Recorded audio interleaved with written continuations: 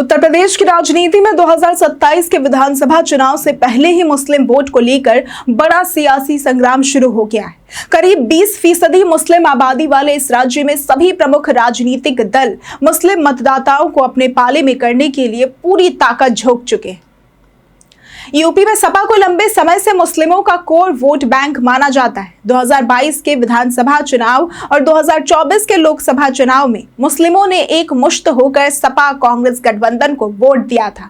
यही वजह है कि सपा प्रमुख अखिलेश यादव अब कोई भी जोखिम नहीं लेना चाहते। हाल ही में अखिलेश यादव ने लखनऊ में अपने अल्पसंख्यक मोर्चे के नेताओं के साथ एक अहम बैठक की। इस बैठक में उन्होंने ये साफ कर दिया कि इंडिया गठबंधन था, है और रहेगा।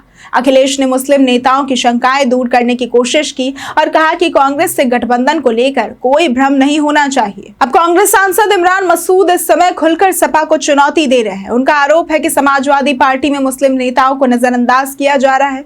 उन्होंने आजम खान और इरफान सोलंकी के मामलों को उठाकर सपा पर मुस्लिम नेतृत्व खत्म करने का आरोप भी लगाया है। उनका ये कहना है कि सपा को सिर्फ दरी बिछाने वाले मुसलमान चाहिए, बोलने वाले नहीं।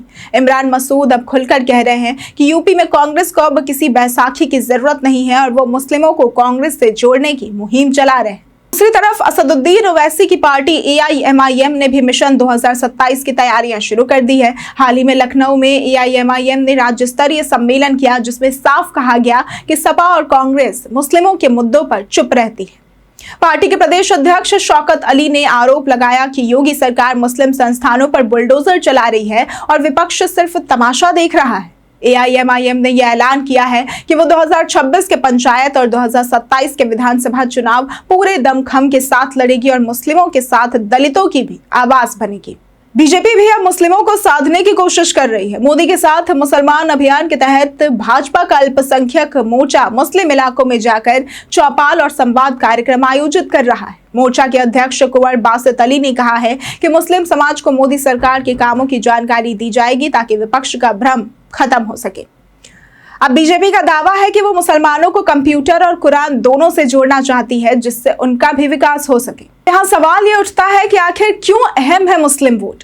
तो यूपी की 403 विधानसभा सीटों में से करीब 143 सीटों पर मुस्लिम वोट निर्णायक भूमिका निभाते हैं। इनमें से 43 सीटें ऐसी हैं जहां मुस्लिम उम्मीदवार अपने दम पर जीत सकते हैं। बस यही वजह है कि सभी पार्टियां इस समुदाय को लुभाने की जद्दोजहद में लगी है। 2022 के चुनाव में सपा को 83% मुस्लिम वोट मिले थे। वहीं 2024 के लोकसभा चुनाव में सपा और कांग्रेस गठबंधन को करीब 90% मुस्लिम वोट मिले थे।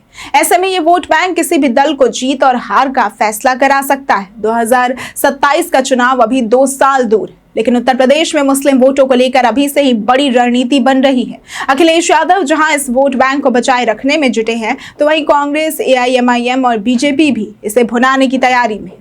आने वाले महीनों में ये देखना दिलचस्प होगा कि मुस्लिम समाज किसके साथ खड़ा होता है और कौन किसकी सियासी जमीन खिसकाता है।